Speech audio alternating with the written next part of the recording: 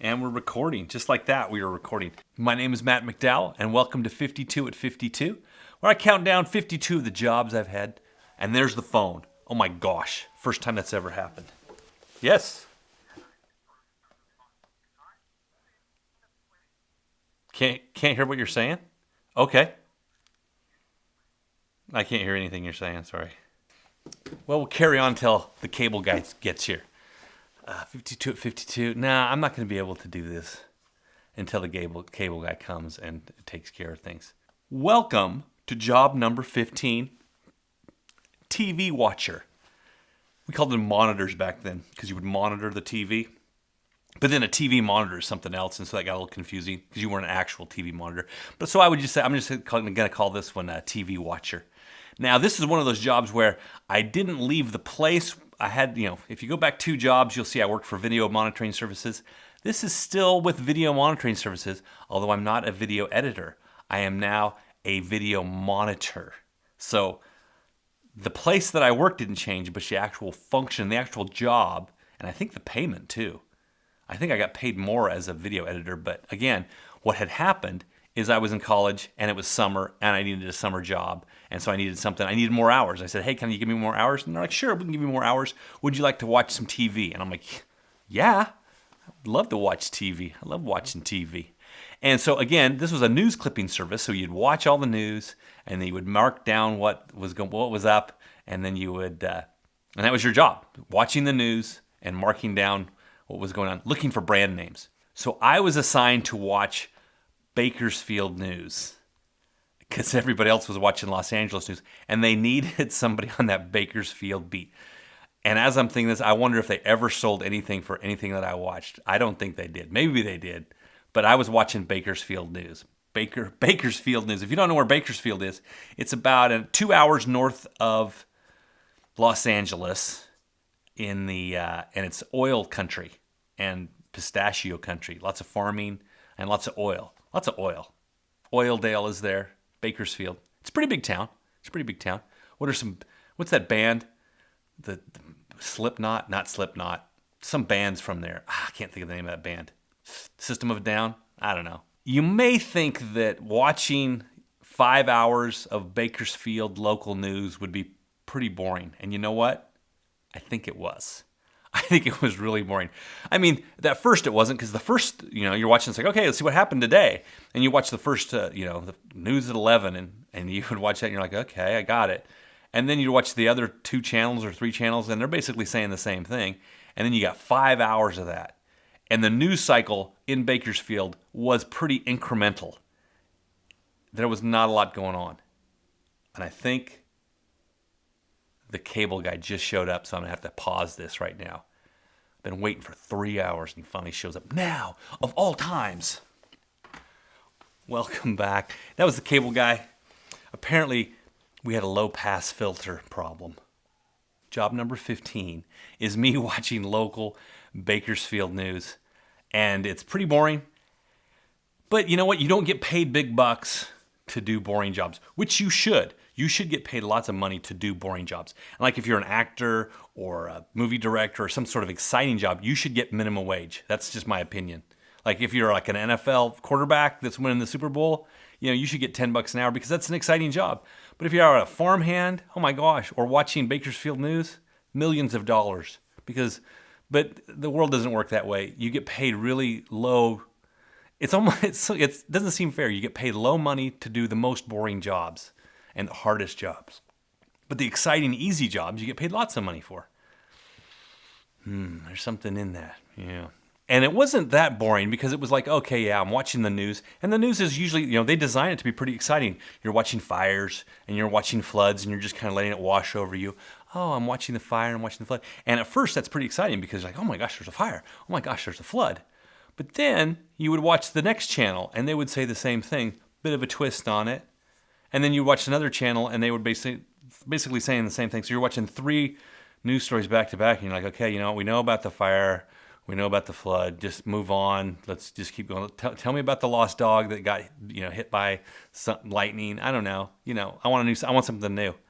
But the excitement would come in 2 ways. The first way was when one of the channels would jump ship. And they're like, you know what? We're not going to cover the flood or the fire. We're going to cover the city council meeting. We're going to cover the homelessness. And you're like, whoa, what's going on? They've broken the news cycle. Or you would get like somebody have an actual scoop, and they'd like, we got this scoop, on, the jewelry theft or like the vandalism at the high school, something like that. And you're like, oh, okay, that was pretty exciting.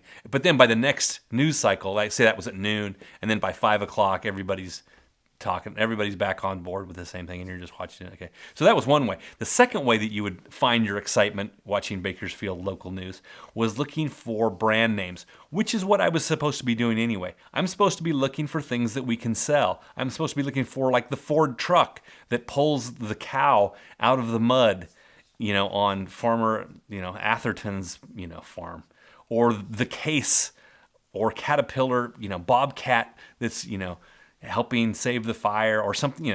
I don't know if you'd save the fire, but anyway, you're looking for brand names the whole time. So that makes it a little bit exciting. And you're writing everything down. Like, here's what the story's about, and here's what happened, and I saw an igloo cooler maybe with the heart in it, or I saw a little, anytime you saw a brand name, it was exciting. It's like, okay, something to write down, so you'd write that down because you're trying to sell it.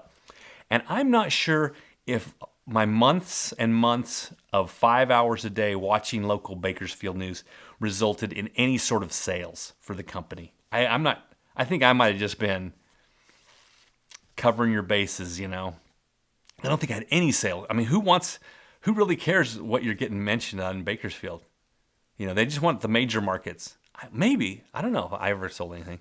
Can watching 5 hours of Bakersfield news mess with your mind? Yes, and here's why. Because we didn't get the Bakersfield news in Los Angeles. Somebody in Bakersfield would tape it for us, and then they would FedEx it overnight to us, to me, and I would watch it. And so I'm getting all my news a day to a day and a half late. And so you come in on a Monday, but you're watching Sunday news. And it's Saturday, and you're watching Friday news. And because you're watching this for 5 hours a day, it kind of gets into your head like, what day is it today? And you're always like a day behind. Plus, your news is always 2 hours to the north, and it doesn't have anything to do with Los Angeles. You're living in Los Angeles, but your news is coming from Bakersfield. And so you'd be out with your friends in your real life, and you would say, yeah, what'd you guys think about the Kern River drowning? That's pretty intense, huh? And they're like, Kern River? Where is that? What are you talking about? What drowning? Yeah, it happened 2 days ago. Why do we care about someone who drowned 2 days ago in a river where we don't even know where it is? But you did because you've been watching it for 5 hours, and you're like, the victims, parents, and everything about them, and you're concerned, but it's 2 hours to the north, and it's a day and a half behind, and it became kind of your reality. All these things that were kind of so important, locally, didn't mean anything to you, but they did because you were watching them for 5 hours. One of the things that was also exciting is when you would see some of your favorite local newscasters leave Bakersfield, and they'd move to Los Angeles, and you'd see them on KTLA, and you're like, uh-oh, they made the big switch, and they're out there covering storm watch, and you would say to yourself, I remember them when they were on the news desk back in Bakersfield, way back then. And so that was exciting. You felt like you were part of their team. You were cheering them on. You're like, yeah, get out there and cast some newscasters. And you'd have your favorites. Now, the guys who were like, this was their full-time job, 8 hours, who watched the LA news, they would watch Entertainment Tonight. They would watch all the shows. They would have their favorite anchors. And one guy was a bit obsessed with Colleen Williams. And so at the beginning of all of his monitoring reports, he would write, Colleen was wearing some nice pearls today and a navy blue blazer, and her hair was parted this way. And he would say, she's looking fine today, or she's looking a little downcast today. I hope everything's okay at home. He'd have these little comments at the beginning of all of his monitoring reports. And because you can imagine you're just staring at these people all the time. You get to really know them, And I think maybe you know a little bit about that too. Watching me, I don't. Not that anyone's obsessed. Not that anyone's watching me and writing reports. Although maybe, that's a good idea. We should have people write reports about 52 at 52. I'm not sure why I want to talk about my eating habits at this point in my life, but I feel like I should. Because I was not eating well. I was in a rock band, all right? So I'm in this rock band, and we're practicing till 12 o'clock, 1 o'clock in the morning, rocking it out in some warehouse in Vernon, California, which is a meat packing place. Lots of, it's just in a big industrial area, and we're out there playing rock music till late. And then this job started at 6:30 or 7 o'clock in the morning, and I have to get up early and go into this job. And my breakfast consisted of, and this is consistently for the summer, it would consist of Dr. Pepper and a pint of chocolate chip Haagen-Dazs ice cream. And what could be better than that? Sometimes I'd have a payday or two. And that was breakfast. You're watching local Bakersfield news. You're drinking your Dr. Pepper. You're eating your ice cream. Bliss. Just pure bliss. And then around 3 o'clock, I'd get hungry again, and I'd get a Burger King cheeseburger, and I would get a chocolate shake, and that was it for me. That's all I'd eat. And then with the little sleep and the bad food, I ended up losing like 10 pounds. I was emaciated by the end of the summer on that junk food diet. I don't recommend it. Not a recommended diet. I was like living like a rock star, but just the bad parts of it. Well, I mean, no drugs or anything like that, but unless sugar's a drug, and maybe it is. Don't do it, kids. Don't have ice cream and soda for breakfast. Oh, really? I think I was going to do that. And the reason I took this job, and I may have mentioned this earlier, but was because I needed some more work during the summer. And it was just a summer job. And there was something that was, while it was boring, it wasn't that boring because you knew it had an end. You knew that in the fall, I was not going to be doing this job. And so the little things that might bother you about a job, and think about your own job, and think about the little things that kind of bug you. It's like, those just went away because you knew that, in 3 months, you were going to be out of there. And there's something nice about that. And I've had this with other jobs too. As soon as you're like, oh, I'm moving away, I'm not going to have this job anymore. Looking up SKU numbers for fishing tackle doesn't bother you anymore because it's like, I'm not going to be doing this forever. But it's that sense of like, I don't know how this could be lasting forever. I don't know if I can do one more. Then you get that anxiety.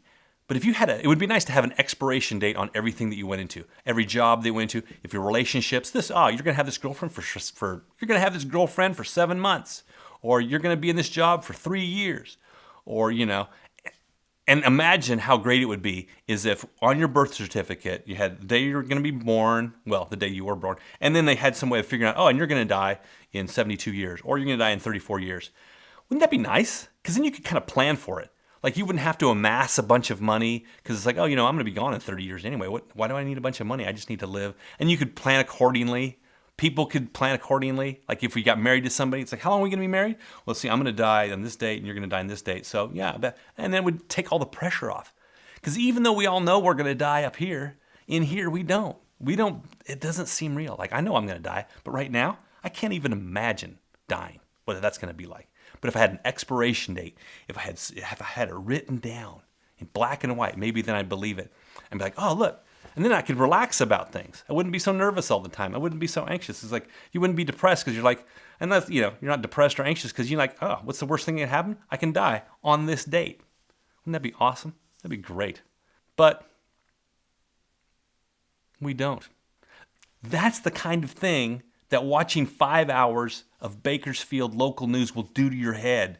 It'll mess with your head. And so that was job 15, TV watcher of local Bakersfield news for a press clipping service. One of the more boring jobs, but relaxing, and lots of junk food.